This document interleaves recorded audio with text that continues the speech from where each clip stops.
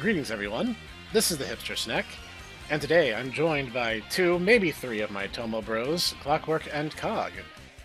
Hey, What's up? Corralling our cats has never been our strong suit, so we're going to go for it, and maybe we'll have another bro jump in at some point, and maybe we won't. So I've never had luck corralling the cats, so I don't know what you're talking about. Okay, there's 7 of us, and we're scattered all across the world, so it's like, it's kind of hard. Anyway, we're going to get to it, and today we're playing the Cowabunga Collection Teenage Mutant Ninja Turtles, the arcade. So let's get to it. Alright, so everyone we're in a tap the A bunch button. of different time zones, right? Yeah, exactly. So It's like trying to form a D&D group. it is. Alright.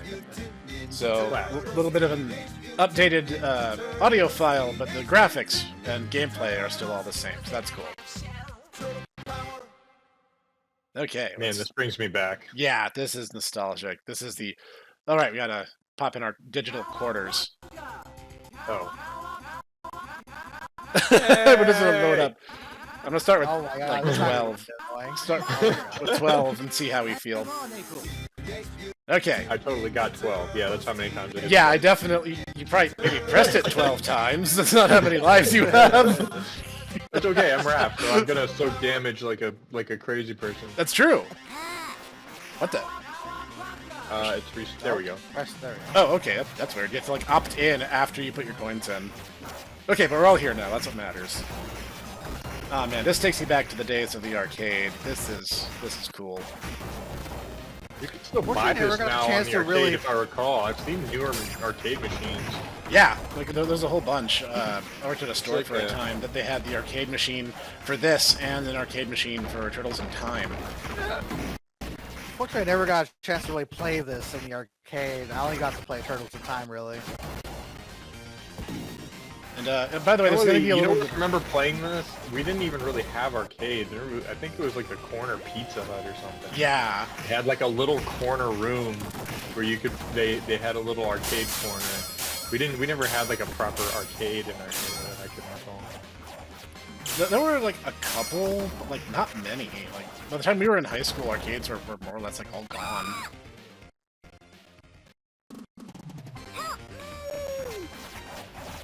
But yeah, I do still remember playing like the Alien arcade. They had a little corner of arcade cabinets in a few little restaurants in the area. Yeah, our local Pizza Hut had I know at least a Miss Pac-Man cabinet. Yeah, I remember they had the Aliens. Yeah. 2. That I played a lot. By the way, they had this one. if you guys are seeing like frame drops, that's not my recording for once. That's actually because we're playing online and we're scattered all across the place. So that's just part and parcel of the experience. This is like so much easier. I played a test run with just me, and it's so much easier when you have help. Like it doesn't even compare having 3 turtles versus having 1. This game is such a quarter popper. Oh, we got our butts kicked in every unison. Oh, I looked at the wrong turtle. Oh no! Let's just say you're Michelangelo. Nice. Got him. Aha! Ninja vanish. Thankfully, Runs in and runs out. yeah. After Thankfully, that Shredder Creed. this has drop in, drop out. So if anything happens for any reason, you might end up with, I don't know, 2 turtles. You might end up with 4. Who knows? We're rolling with it. What happens, happens.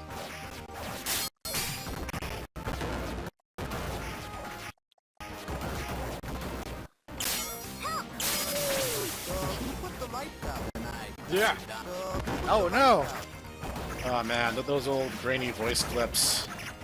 This was a different time. It's hard to explain to people who are significantly younger the evolution of technology and how things have changed over the years.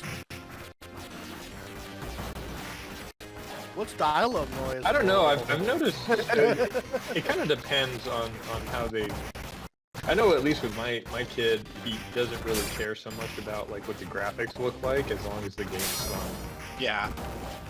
So that's kind of been a newer thing because there's such a mixed. We have such a mixed media of stuff now. Like I was literally investigating, you know, stuff like again, we were talking about it a little earlier, but like Live Alive and Octopath, Yeah. like immediately grabbed me when I saw them because I was like, holy crap! Like like Octopath is basically. I don't know so much about the first one. I haven't played the first one, but the second one was like, the aesthetics alone remind me of like classic Super Nintendo. Like, yeah, some of my it's kind of similar. It's that HD pixel art. I played the first one. Yeah. I need to pick up. Was just like dead on with like tactics, which was really impressive. I was like, dang, the music's great. So. I kind of like the retro upgrades, I guess. Yeah, they weren't kidding when they said caution, huh? Or like this game. This game we have we've got what Shredder's Revenge out now too. Yep. That you guys were playing through. Yeah, we did that. Which I thought was a solid like quality of life update. Just in general. Who put the lights out? No, I think the problem is that the market's really prone to trend chasing, and like there were some bad arcade beat 'em ups for a time, and so then. They were like, oh, a little bit smack talk there. There were some bad beat 'em ups, and so like they just kind of believed that like, oh, no one wants to play beat 'em ups anymore, and so then like they release a good beat 'em up, and suddenly everyone's like, no, dude, like we've always loved this genre. It's as you keep making out crappy games, so like of course we're disenchanted. Oh, jeez. His stun window is so short. You have to like really stay on top of this guy. You can basically just hit him, and then you have to jump out. You can hit him like once, and then he counters with that uppercut. You gotta be fast, and you can't run. Like there's no run option in this game. I checked, but that wasn't until I don't think it can run until like I was wondering if we were already hurting him. He's taking a lot of hits already. Oh yeah, this game's a quarter popper, dude. Me and Mr. Snek have played the crap out of these games. Oh yeah. Ninja Turtles were like the beat 'em up for beat 'em ups to be compared to in our estimation. Gotcha. Nicely done. Oh, now we go down the sewer pipe. Yep.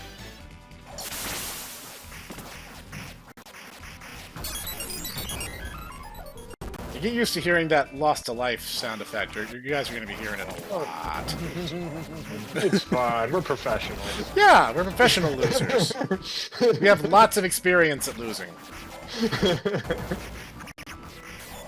So it's all good.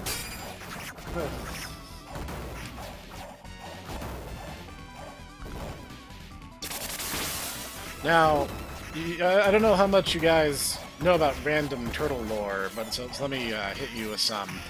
Like a thing that was supposed to happen in the second movie, Secret of the Ooze. It was supposed to be revealed that Professor Gordon Perry, the scientist who helps them, was actually an Utrom. Really? He was supposed to be in the second movie? That was supposed to be the second movie because TCRI or TGRI or whatever. Yeah, that's right. I remember. Yep, was the front in the original Mirage comics. It was a front for the Utrom who were stranded on Earth, and the ooze was a byproduct of them trying to make their teleporting device to get back to their home planet after their ship got marooned here. And Perry was supposed to be an Utrom. And so he just kind of mysteriously vanishes at the last minute, and there's kind of this little bit where April reads a letter from him, but it was actually supposed to be because he was supposed to be an alien, but there was basically like no money left in the budget at that point, so they had to scrap that idea. And in fact, there was actually supposed to be an extended ending in the first film, where Danny, the boy... Say again? I was gonna say, when the last time you see him was he gets kidnapped by the Foot, right? Or am I thinking? No, he was there at the club scene when Vanilla Ice was performing the ninja rap. Yeah, and they had the big fight at the end. Yeah, he's there and he helps them, but then he just kind of disappears after that scene. And in the first movie, there was supposed to be an extended ending where April and Danny, the boy who had been helping the turtles at the end of the film, ends up going to this comic publisher, and they try to turn the turtles into a comic book. And the publisher's like, oh, no, this is too unrealistic. And you see the 4 turtles in the window behind him, like, mugging at him. Like, what? No! That would have been awesome.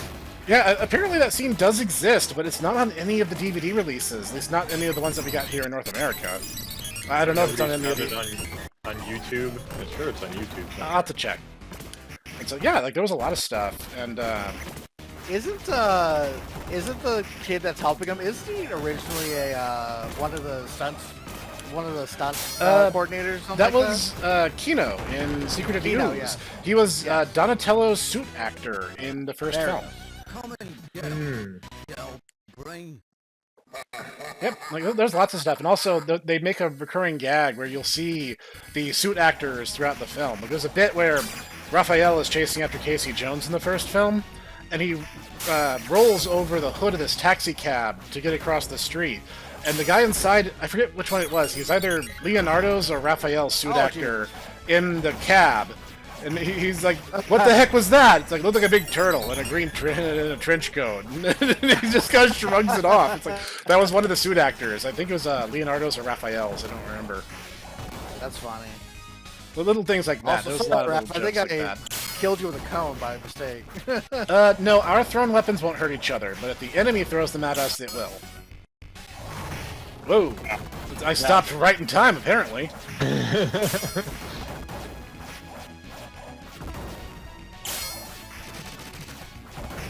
Bringing guns to a ninja fight. Most dishonorable. As everyone knows, in ninja, melee weapons are king. Up until you're Oda Nobunaga and you whip out the rifles and just shoot all your opponents. Yeah, history is full of paradoxes and contradictions. Yeah, they are so totally honorable. Yeah. Definitely honorable, until they decide that the riflemen were the way to win the war. It was better to just bring a gun to a sword fight. Yeah, basically that's what he did. And then afterwards he banned all the guns. Yeah, and then afterwards, like when Nobunaga had basically unified Japan, he banned all the guns so they can't be used against him. Yep. Like that's where that whole Nippon Ichibanzai katana only mentality came from. It was just propaganda. You can use these weapons, but not against me. Not against me, yeah. Only I can use them. Only I get to use guns, yeah, basically. Well, that's why, like, in Fate Grand Order, like, right now. Yeah, these guys are ridiculous. Try doing this fight by yourself and you will pop a lot of quarters. A lot of fake quarters, in our case. Thankfully, this collection's a bit merciful in that respect. Yeah, I'm gonna pop another quarter. These guys are relentless. There's 3 of us and 2 of them, and they're still rocking us. Yes, we finally got one! Okay, one down, one down. Oof. There I go.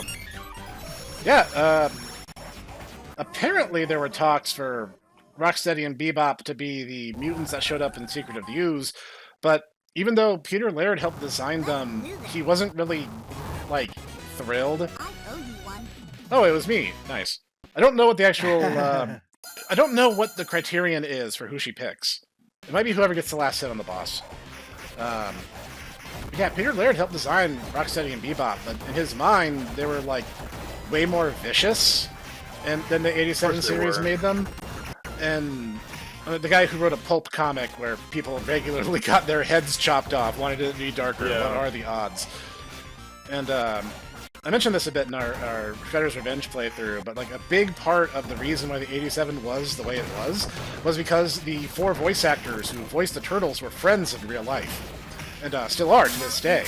And they apparently just have this very Three Stooges sense of humor when interacting with each other.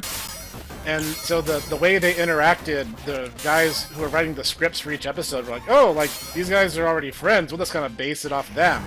So it was very goofy, slapsticky, very tongue-in-cheek. And honestly, I think the tone of the show is pretty consistently great up until, like, maybe seasons 4 or 5. When you start getting past that, like seasons 6 and 7, honestly, it gets a little too goofy and silly, and it gets a bit too campy. And then, like, there's the Red Sky seasons, which were really divisive and kind of dumb. I think the plot, like, they tried to have an overarching narrative, but they were really bad at doing it. Because X-Men came along and were threatening to kick them off the air because everyone wanted shows like X-Men and Spider-Man the Animated Series at that point. So the Turtles were kind of out of their depth at that point. Kind of sucked. I kind of could have just done a. They could have. I know. Well, it wasn't until what 2005 that they really did 2003. Yeah, 2003. Was it 3? It was 3. Yeah. You and I were in high school, and I remember. I remember us waking up early to watch the first episode. We were at your house. Yeah. We were like, oh my god. It's Excitement. a faithful adaptation to the original comics with Peter Laird's oversight, and the first Ninja Turtles thing that we would get to see that wasn't made by Saban since like '96. Like, yeah, it was a big deal. It was. We were quite excited. I recall. Yeah, and the 2003 series. And then the fact that it was good. Yeah, it was like consistently a whole other great. thing. We were like, oh man. Yeah, like the 2003 series is consistently great. I know some people grouse about the fast forward arc, and I kind of do too. But honestly, like the worst parts of the 2003 series are still good by the standards of several other Turtle shows. And like even then, I don't think Fast Forward was that bad. It just wasn't as good as the 2 seasons that preceded it in particular. And like the last, like I think it was season 5 was the Ninja Tribunal, and like that was actually the planned ending of the show. But the show was crazy popular, so they actually ordered more seasons without really having much of a plan. And then like they were like, okay, well we'll just do what we did in season 1 and use Fast Forward to set up like a bunch of new intrigue plots. And then Fast Forward got kind of like review bombed. And they're like, oh, well I guess we don't get to make good on these setups. We have to just hurry and kind of sweep everything under the rug. So there's a lot of unresolved plot points in Fast Forward because the writers didn't get to realize them the way they did with the plot setups in season 1 of the show. Like that was the thing. They'd set up something in season 1, and they'd have like an episode where they talked about a particular thing or person or place, and then they like wouldn't revisit it until like the very next season. But then it's like, oh, it all ties back into the main story, and it was so masterfully done. Very impressive work on that show. Yeah, versus what we get in the modern times now, which is basically Just almost Rise of the disaster of a.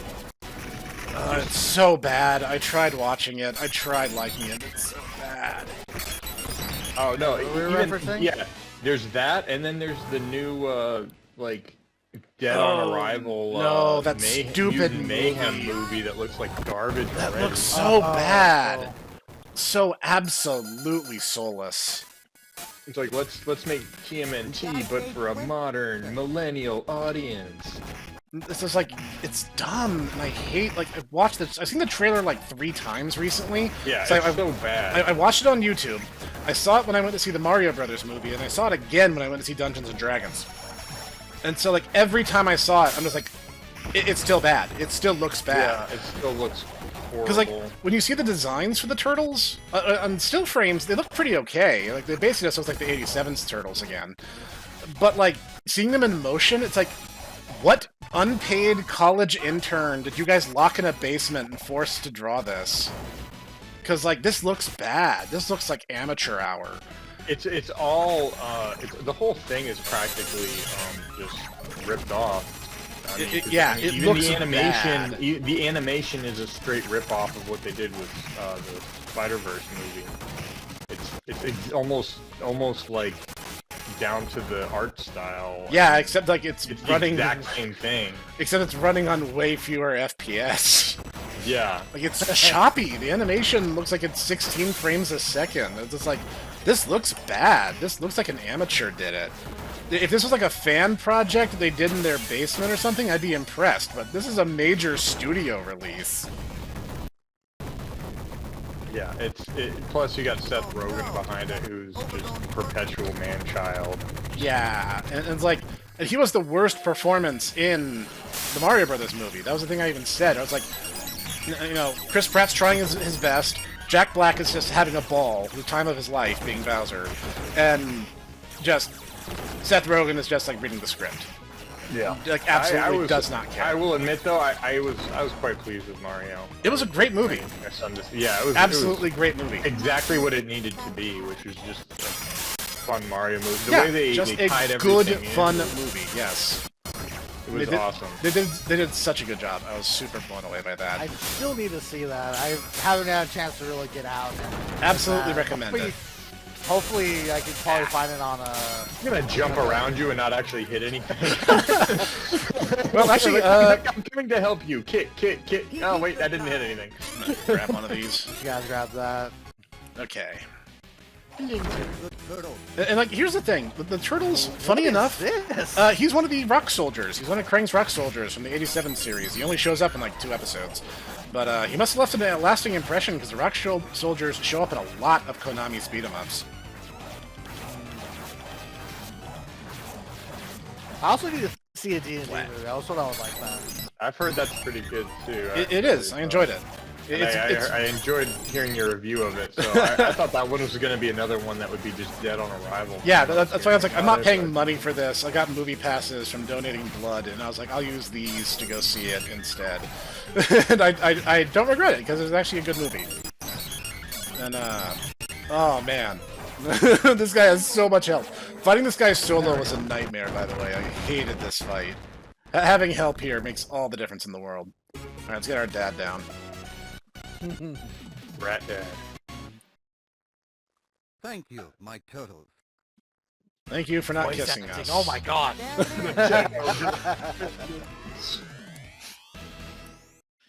I actually had the full Technodrome toy. I recall that. Oh yeah, I I was remember you so had that. happy to have that thing. Yep. I had, God, I was my so toy box happy was when I like got it. mostly Ninja Turtles figurines, I'll be honest. It was mostly the different action figures and stuff. I had a lot of. I admit, I had quite a toy collection for a while. I did too. Why does this thing suck so much? I even had stuff I didn't figure out what it was until later. Yeah, same here. Like I had a Gridman toy that I didn't realize, and I had I had a Saban's Masked Rider, like flip head toy, which is how I recall seeing that suit. Was, I have a was bunch little of, Kamen Rider Black RX outfit. Yeah, Cog comes to me and he's like, dude, okay, do you know Saban's Masked Rider? I'm like, no, what are you talking about? He's like, okay, let me start over. He's like, let me start over. There's this thing called Kamen Rider. It's really good. Yeah. And I'm like, okay, you have my attention.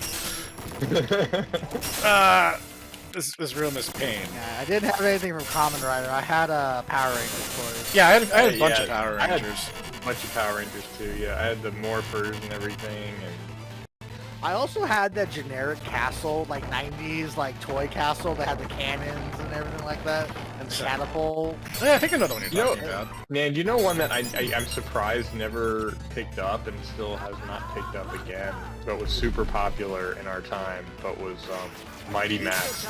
Oh gosh, I remember that. It was like the girl version was Polly Pocket. Yeah, Polly Pocket, and they did Mighty Max, and like the animated series was like weirdly dark. It was really entertaining though, but yeah, the last episode I remember like gave me nightmares. It set up a time loop of all things, and it never got a resolution. Yes, but I mean the fact that I can recall having nightmares of like that giant wolf spider like eating the Guardian. I was like, yeah, Norman, oh, no. who was actually like the embodiment of Thor, and I was like, what? What is going on in this show? Guys, if you're really young and you don't understand what we're talking about, the 80s and the 90s were a really wild time to be alive. I really missed that show. We I need to really get away missed from those that door. toys too.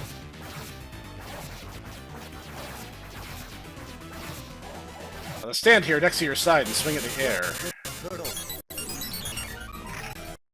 Oh man, he is racking up quite the turtle body count on us.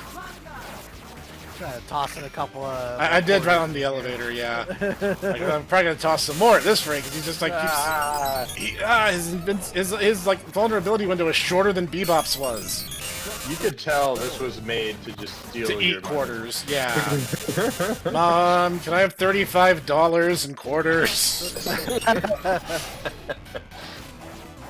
When I'm done, I'm gonna like keep a quarter counter underneath our lives and see like how much money we wasted on or would have wasted on this. Now you're just inflating it. You're doing that on purpose. I think you should do a death counter to see how much Use the death counter would be more accurate, right? It's gonna be a high number, whatever it ends up being. This is Krang, right? Yeah, that's Krang. Yep. It's Krang in his cyber body. Isn't he like an entire race that comes and invades Earth In or whatever? Utroms, yes. He was a modified version of the Utrom, but he's the only one of his species who shows up in the 87 series. The 2012 CG series, which by the way is actually pretty good, took it a step further where originally it was the Utroms, and then one of their members, named Krang, developed this weird system to create hive mindism and indoctrinated other Utrons into becoming like subspecies known as the Krang. And it's actually kind of interesting, especially as, of all things, they ended up stealing was Agent Bishop from the 2003 series.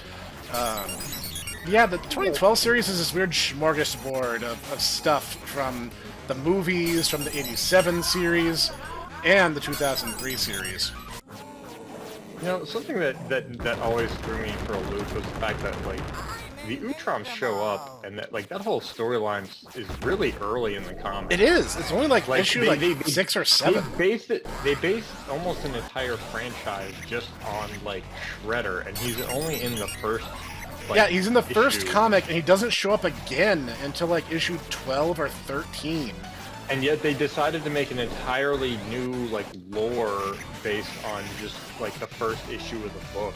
Yeah, and it's like there's like the Utroms show up like pretty early, and then you get to the like when they're battling in space with the Triceratons and all that stuff. It's like I was like, what the heck? Like you guys have I don't know. It's like they everybody really loved issue 1, and then all these companies, I should say, loved issue 1, and then they like let everything else just like was secondary after Shredder. And I don't know. It was just a really weird way to go about. It was, but if you read up on the 87 series production history, it's really bizarre and kind of checkered. And basically, like, apart from a couple licensing rights and some work on the show that they did, Peter Laird and Kevin Eastman got very little out of the 87 series. Everything like through that is licensed through Fred Wolf Entertainment, and like the fact that so many fans cling to it as like their quote-unquote canon version is actually kind of unfortunate, because I think it's not the weakest, but it's not the greatest incarnation. They're just really nostalgic for it. That's the thing that I don't get. I'm like, everybody, the people that get so like up in arms about the 87 series, it's like, yeah, this was when like they built a whole different thing off of like one issue of the series. Like, yeah, it goes a completely different direction.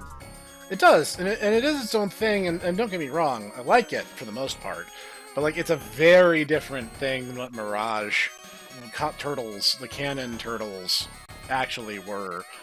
And I think it's a little bit of a poor excuse. I see it all the time on Twitter where they're like, yes, you know, the Turtles are changed all the time. It's like, yeah, very much against the creator's wishes. So that was the first arcade game. That was it. That was it the is first so game. much easier when you have help. Doing this game solo is nightmarish. You will die. And it was so a nightmare to much. win on the arcade cabinet. It's like unwinnable unless you've got like Snek said, you've got like $40 in quarters. Yeah, you have a lot of money and you have friends helping you, because doing it by yourself is even worse. And like certain things I noticed scale, like if you're fighting solo in that last Shredder fight, he only makes 1 copy. But like for us, I think he was doing 4, so I guess it's however many turtles you have plus 1. That seems to be the check. That's what it seemed like. And so, like, by yourself, it is so hard. And the bosses, like, have such a short window of vulnerability that you're just, like, you'll get, like, 1, maybe 2 hits in, and you get, like, slammed into the wall. And you can tell, like, the combat in this game is very rudimentary. But this was, like, one of, if not the first Ninja Turtles game ever made. So this got to kind of, like, be a trailblazer in that respect. I don't know if it was the very first, because that's hard to say. But it definitely was a standard setter. Oh yeah, especially for beat 'em up games. Oh yeah, definitely. We get to put our names. Let's see. Oh. Yes. What? Okay. I guess S and K will have to do. I can actually spell mine. Yeah, your name is short enough that you can actually plug Look your at name. that! Look at that! Da, da, da. Clo. Yes. How the heck are you gonna score that high? Like, how? Okay, we're gonna jump ahead here, and when we see you guys next, we'll be doing another Teenage Mutant Ninja Turtles arcade game. And I'll see you guys there.